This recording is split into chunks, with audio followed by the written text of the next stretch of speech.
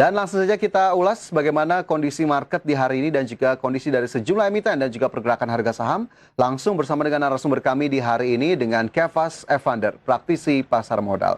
Selamat sore Mas Kefas. Sore Mas Fajar. Apa kabar Mas Kefas? Sehat-sehat di sini. Sehat luar biasa, Ya. tentunya tetap semangat. Tapi apakah semangatnya juga cukup mampu mengimbangi pelemahan yang terjadi dari market atau IHSG kita di hari ini nih Mas Kefas? Sesi kedua Semangat ditutup masih mampu ya. Di sesi 2 ditutup 0,42%, sesi 1 juga ditutupnya tidak terlalu jauh nih tadi, minus 0,4%. Ini apa yang bisa kita lihat, dinamika apa yang terjadi di perdagangan hari ini Mas Kefas? Ya, kalau saya rasa beberapa waktu lalu saya sempat di IDX Channel juga, dan saya sampaikan kalau kondisi IHSG kita sebenarnya lagi di fase yang memang tidak terlalu ramai sebenarnya pasarnya. Secara volume transaksi juga ini tidak sebanyak akhir tahun atau awal tahun kemarin. Apalagi ditambah kita baru saja selesai dari bulan Lebaran ya, di mana biasanya market saat puasa setelah Lebaran itu juga cenderung lebih sepi daripada biasanya. Nah, ini baru mulai kembali beraktivitas, tapi nampaknya market juga belum terlalu ramai. Jadi, kalau saya rasa sih kalau market tidak ramai, kecenderungannya biasanya suka turun dulu, karena retail biasa tidak terlalu sabar lah ya untuk nungguin saham-sahamnya pada gerak. Jadi banyak yang mulai cut loss dan segala macam. Tapi itu menurut saya wajar sih di bulan-bulan sekarang ini transaksinya cenderung sepi. Oke, tapi kurang booster atau kurang katalis positif nih Mas Kefas, market kita? Menurut saya sih kurang booster dan kurang katalis sih ya. Memang nggak terlalu banyak ada sentimen positif yang banyak dari dalam negeri, dari luar negeri. Jadi ya ini hanya reaksi pasar yang menurut saya juga pada wait and see semua sih. Oke, reaksi pasar wait and see. Meskipun Wall Street kita lihat semalam ditutup positif, tapi regional Asia memang cukup variatif di hari ini. Jadi masih cukup wajar dan cukup senada dengan pergerakan globalnya sejauh ini, Mas Kefas? Menurut saya sih senada sih. Oke, masih wajar kok ini. Penurunannya masih wajar. Penurunannya masih cukup wajar. Hari ini ditutup di level 5.773,12. Ini sebetulnya arahnya dari kacamata Mas Kefas sendiri kemana? Atau level-level terdekatnya yang mungkin menjadi tahanan kuat atau support atau resisten terdekat dari indeks kita di level berapa ini? Oke, nah ini kalau saya punya dua skenario Mas untuk pergerakan IHSG kita. Sebenarnya sekarang ini di IHSG di level 5.700 menurut saya itu level yang krusial sekali. Kenapa? Karena di sini adalah support yang menurut saya kuat. Jadi memang punya dua skenario. Skenario yang pertama dia akan rebound harusnya dalam minggu-minggu depan, tapi dengan catatan volumenya harus kuat. Ya, kalau level 5.700 tertembus, maka arahnya itu juga bisa agak jauh nih Mas, ke level sekitar 5.300-an.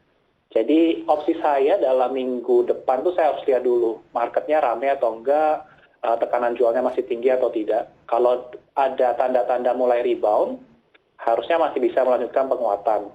Kisarannya minimal ke 6.000 dulu. Oke, jadi ada skenario tadi yang sudah disampaikan, begitu ya, ada skenario rebound atau bahkan pelemahan lebih rendah lagi ke level 5.300. Tapi apakah kemudian dengan aksi investor asing yang masih cukup konsisten nih, meskipun melemah, begitu ya, beberapa hari terakhir masih melakukan net buy, ini tidak bisa dilihat sebagai salah satu peluangkah di level krusial yang saat ini terjadi? Saya rasa net buy-nya asing juga relatif nggak terlalu besar sih Mas. Jadi lagi-lagi kalau saya bilang sih memang kurang tenaga sih. Oke. Gitu. Jadi ya kita sebaiknya jangan, kalau yang kita yang retail ya sebaiknya jangan terlalu gegabah saja nunggu lihat aksi dari market atau dana besar itu seperti apa di minggu-minggu depan. Kalau sekarang memang kondisinya agak sulit sih buat trading, tapi kalau buat investasi penurunan tetap dianggap sebagai peluang ya. Apalagi sekarang banyak saham-saham bagus yang harganya udah mulai murah banget. Nah itu sebenarnya bisa kita lirik sebenarnya. Oke, masih banyak saham-saham bagus yang bisa kita lirik. Tapi secara general sebelum kita melihat satu persatu, ini adakah mapping atau sektor yang cukup terlihat di tengah kondisi saat ini sepertinya masih cukup menarik untuk diperhatikan oleh para pemirsa atau investor retail? Kalau sektor spesifik menurut saya sih nggak terlalu ada yang menonjol ya Mas ya. Cuma hari ini kayaknya perbankan aja yang big caps yang main atau bergerak gitu. Cuma kalau saya kelihatannya untuk strategi beberapa bulan ke depan, perhatikan saja emiten-emiten yang punya corporate action ya, seperti right issue, pembagian dividen segala macam, itu biasa yang lagi marak rame ya untuk harganya bisa ada sentimen positifnya. Tapi kalau perusahaannya jarang ada corporate action, untuk saat-saat ini agak berat sih. Oke, itu kita garis bawahi, berarti emiten-emiten yang ada corporate action, salah satunya mungkin red issue juga bisa diperhatikan pemirsa untuk bisa Yap. Anda jadikan acuan juga mungkin atau tambahan informasi apa yang perlu diperhatikan. Nah, tadi Mas Kefas menyinggung sedikit sektor perbankan begitu ya, terutama big caps. Hari ini juga ada salah satu emiten perbankan yang kita jadikan topik begitu ya, ada Bank Mandiri. Mas Kefas di sana tadi Yap. sudah kita ulas sedikit bagaimana kemudian pergerakan saham intraday-nya dan juga dalam beberapa bulan terakhir. Bank Mandiri ini termasuk salah satu yang masih bisa kita optimalkan tidak di kondisi saat ini menjadi salah satu portofolio kita? Bisa Mas, ini Mandiri menurut saya pergerakan harganya juga sangat menarik hari ini. Dengan ditutup di level 5.825 ini menjadi level yang sebenarnya menarik. Harusnya tadi pre-closing kita bisa masuk sih di Bank Mandiri ini karena juga sudah memantul di area support di hari kemarin. Dan hari ini volumenya juga lumayan besar, jadi seharusnya arahnya bisa naik dulu untuk minggu depan nih Bank Mandiri. Oke. Lantas level yang bisa dijadikan acuan untuk para pemirsa atau rekan-rekan investor retail BMRI? Untuk Bank Mandiri, saya rasa support yang harus diperhatikan di level 5.600. Target terdekat kita menuju ke 6.275 terlebih dahulu. Oke, 6275, 5600 tadi layak untuk diperhatikan dari Mas Kefas. Pemirsa, hari ini BMRI ditutup naik 3,10% ke level 5825. Silakan saja jika Anda memperhatikan salah satu saham big cap satu ini. Selain BMRI, tadi ada satu isu juga yang kami bawakan Mas Kefas terkait dengan rencana pemerintah untuk mengadakan tax amnesty jilid 2. Kita tahu tax amnesty jilid 1 sebelumnya direspon cukup positif begitu ya dalam beberapa tahun lalu. Tapi apakah kemudian rencana ini, view Mas Kefas sendiri terkait rencana ini, apakah ini lagi-lagi akan menjadi sentimen yang cukup positif atau justru sepertinya bisa jadi tidak sesignifikan sebelumnya? Pertama mungkin tidak sesignifikan yang sebelumnya ya saya rasa ya, karena kalau saya pelajari waktu itu kan tax amnesty jilid 1 itu memang responnya sangat luar biasa ya. Dan saya rasa untuk perusahaan-perusahaan di Indonesia juga, apalagi yang terbuka ya, yang TBK yang udah ada sahamnya, itu juga pelaporan pajaknya harusnya sudah patuh gitu ya. Jadi nggak terlalu ada hal-hal yang secara spesifik menguntungkan ke satu saham itu menurut saya tidak ada. Nah, tapi yang bisa kita perhatikan, karena ini juga masih rencana ya, sebenarnya bukan masalah ke tax amnesty-nya akan dilakukan atau tidak, tapi lebih ke pemerintah itu mau menganggarkan dana yang didapat atau repatriasinya itu mau ke sektor apa gitu. Dana yang dikumpulkan, pajak yang berhasil terkolek lagi, itu mau diarahin ke sektor mana? Kalau tahun lalu kan, beberapa tahun lalu kan sempatnya ke misalnya sektor infrastruktur gitu kan. Jadi makanya sektor infrastruktur sangat diuntungkan dengan adanya tax amnesty. Tapi kalau sekarang kita belum tahu nih, ya kan, mau dianggarkan kemana? Apakah untuk pemulihan COVID atau ke UMKM atau seperti apa? Jadi kita harus nunggu dulu sih arahnya pemerintah mau mendorong pajak itu kemana. Oke, jadi memang agenda utama atau tema utamanya ini kemana dari tax amnesty ini memang sekali lagi dikonfirmasi ini masih wacana atau masih rencana, kita masih belum mendapatkan gambaran detail. Tapi aktivitas di pasar modal, terutama dari para investor terkait dengan tax amnesty ini sendiri sebetulnya cukup banyak berpengaruh atau tidak sih Mas Kefas? Atau justru ini bukan menjadi salah satu katalis juga bagi aktivitas atau gairah transaksi di pasar modal? Menurut saya sih kalau dilihat cerminan pasar beberapa hari terakhir sih nggak ada efeknya ya. Tidak mendorong juga untuk IHSG bergerak naik. Jadi saya rasa sih memang untuk jangka pendek sih nggak terlalu signifikan sih.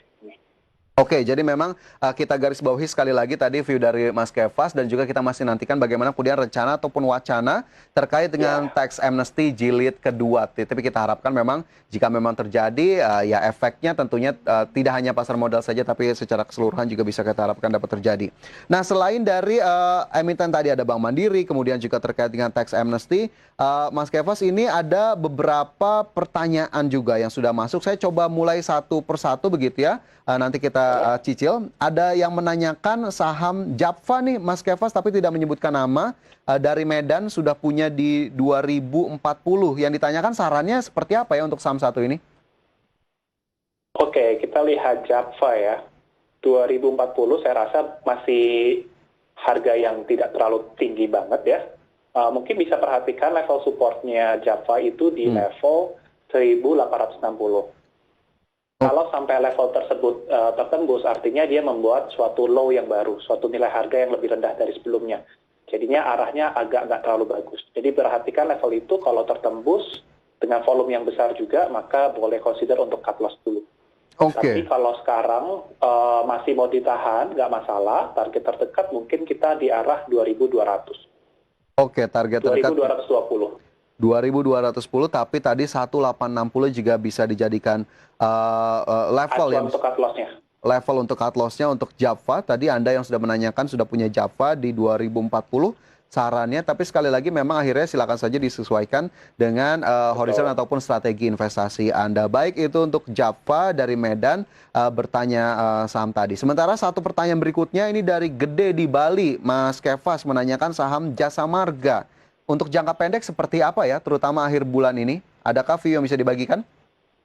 Oke, untuk jasa marga nih secara pergerakan harga agak sangat downtrend sekali sih ya.